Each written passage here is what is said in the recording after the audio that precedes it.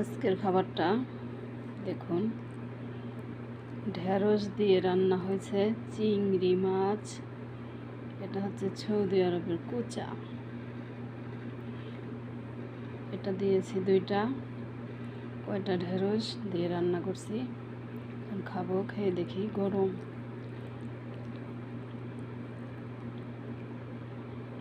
জোরাক, দেখুন কালারটা কত সুন্দর হয়েছে। বিসমিল্লাহ। অনেক মজা হয়েছে।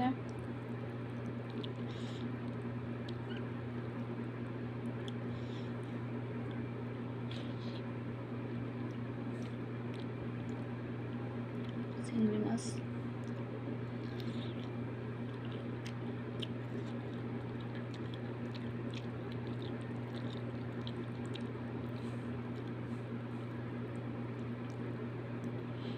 এখন অনেক গরম আছে, ওই জন্য খেতে একটু সমস্যা হচ্ছে।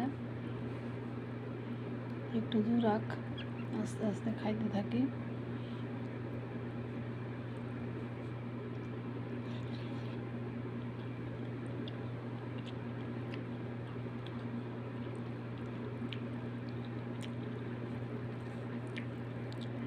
তো আজকে এই পর্যন্তই।